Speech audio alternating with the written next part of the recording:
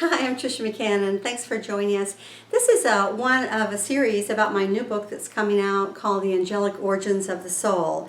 And the subtitle is Discovering Your Divine Purpose or Your Divine Destiny.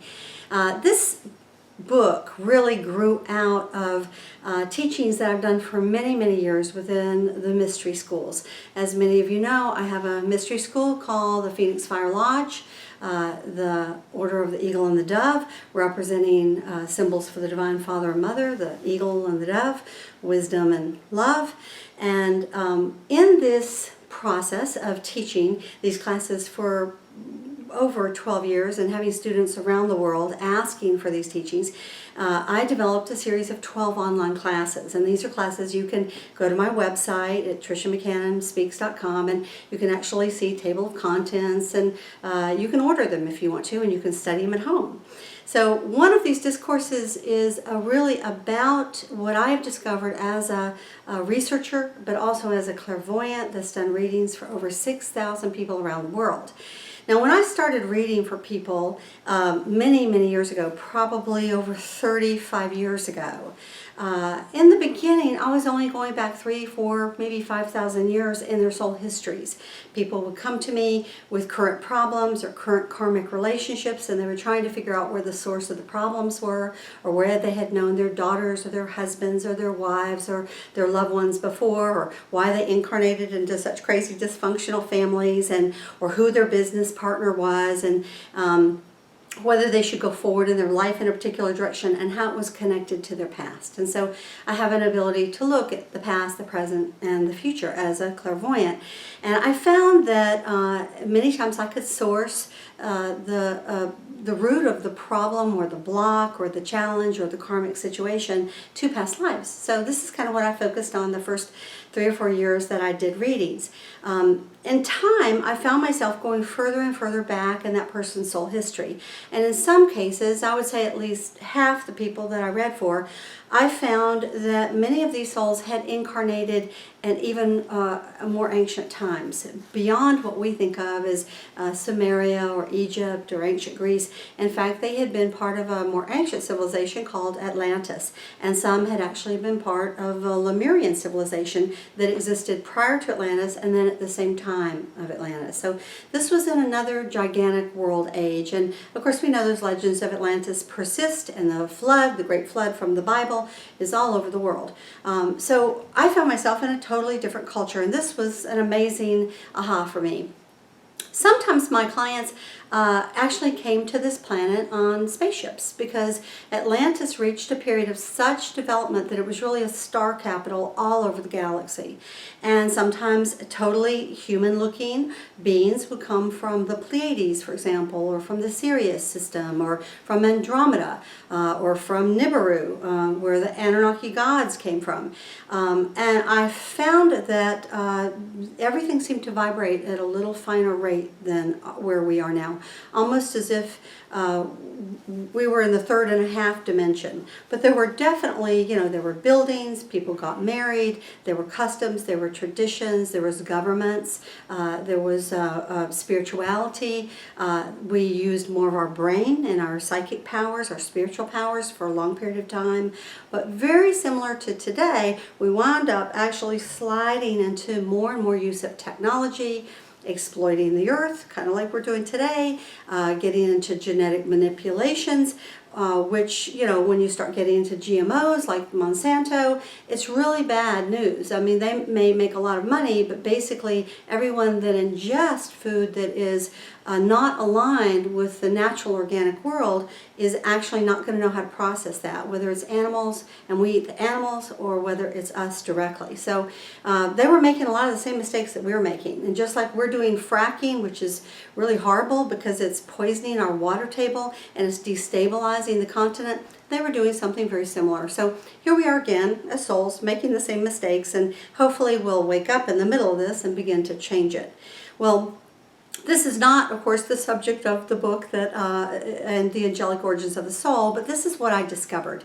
So in time, I began to think, where did those people come from before they came here. Well, I could pull the thread of their soul records and find myself going back to their planets. And of course I was curious, so I started looking around. But in time I began to ask, well, wait a minute, where were they before, let us say, they incarnated in the third dimension, whether it was on Earth or whether it was in another planetary system. And so I found myself actually over a period of over a decade of doing spiritual work, pulling the thread and tracing the soul up into the fourth and the fifth dimension, and eventually I made a leap in my own consciousness where I was able to access even higher states. And what I discovered, to my complete and utter amazement, is that all of us actually begin in the angelic kingdom. Now, this is not what I have been taught. I don't know about you guys, but I grew up in a Judeo-Christian family. I was taught, angels, higher order of being connected to God, humans down here, etc. What I found, though, is that all of us originated in the angelic kingdom. And there are definitely differences in us, in our angelic state, or the angels that we think of now, and who we are as humans today. Angels are more connected and consciously connected to the whole. They are able to hear the music of the spheres. They're able to know where to go, what to do, and how to serve. They don't have the kind of egos that we do.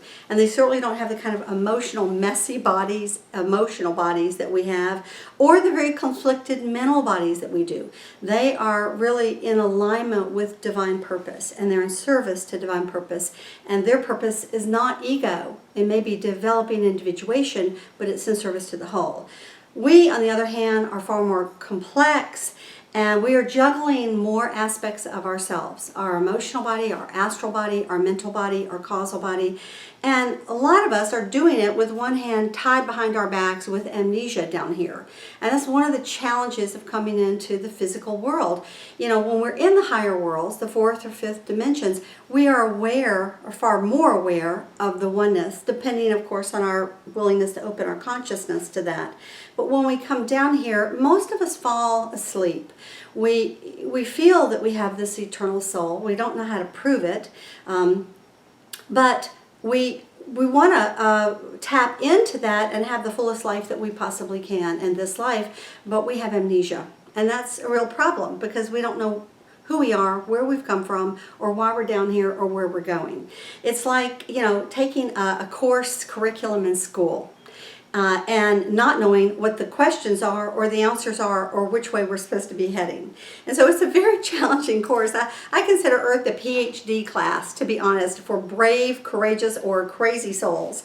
But here we are all together doing the best we can. So this book, The Angelic Origins of the Soul, really is divided into 4 sections. The first one is a short section about what does everyone say about the soul? What do the Buddhists say? What do the Hebrews say? What do the Christians say? What do the Shinto say? What do all the great traditions say about it? And the metaphors for it, which are, that we're a drop from the cosmic ocean, that we're a flame from the great central sun, that we're a lotus blossom arising in consciousness. So this is a short version. And then we go into what is the evidence that the soul exists. And I love that section of the book. It's all about the landscapes of heaven, the map of heaven. And we really look at all these near-death experiences. Millions of people have had experience with near-death experiences where they've come back from the dead. And this goes back with our first recorded one to the time of Plato 2,500 years ago. And we have phenomenal ones from the 1800s and the 20th century and the 21st century because, of course, our medical technology is able to bring people back many times from the dead. And many of them actually remember going to the other side and having phenomenal experiences. So this is a powerful section of the book where we discover really the landscapes of heaven, the temples of light, the crystal cities, the sounds, the being that we meet on the other side, and we actually encounter something called the angelic twin. And the angelic twin is a huge concept that can totally change your life. So this book is very much about the discovery of this hidden secret within many of the great spiritual traditions. The third and the fourth section are the information that I've discovered as a clairvoyant doing over 6,000 readings for people around the world about the 9 orders of the angels, how we source from them, how each one of us sources from one of these orders. We don't change orders. And understanding your order is intrinsic to understanding what's going to make you happy. and how you can best express yourself in the world, whether it's creativity, or it's sacred geometry, or whether it's music, or whether it's art, or whether it's healing, or whether it's mathematics, or whether it's teaching. There are a million different ways that we can express ourselves, but understanding this about yourself is helpful. We also go through the 6 stages of soul evolution, from the beginner soul, the young soul, the intermediate, the advanced soul, the master soul, and finally the great bodhisattva souls that no longer really need to incarnate down here, but through their compassion for us, they do return from time to time. Finally, we talk about how the ego works to keep ourselves in the illusion, the denial of illusion of who we really are, and how we have all of these sort of barriers that we have put up between ourselves and self-realization, including something called the PVR triangle. The PVR triangle is the persecutor, victim, and rescuer, and it's a game that probably 85, maybe 90% of the world is playing at any given time. And understanding that triangle and that game and how to get out of it is fundamental for us to begin to really live a happier life. That's really what it comes down to. And to live a more self-realized life, a more masterful life, and a more joyous purpose in our destiny. So this book, also I have some amazing charts about the course curriculum, what we've come here to learn, and evaluation tests that you actually can take for yourself, or your friends can take, or your loved ones, to sort of see where we are, because there's many lessons that we must learn, from patience to kindness, listening to communication, empathy to logic, dependence to interdependence to independence. So it's quite an advanced course curriculum, but I talk about the core pillars of that and how they were taught within the mystery schools, and how through understanding them and mastering them we can come back into greater wholeness in our lives. So if you're interested in knowing more about it, this book will be out September of 2017. You can certainly find it on my website at triciamccannonspeaks.com, or you can find it on Inner Traditions website or on Amazon. Thank you so much for joining us.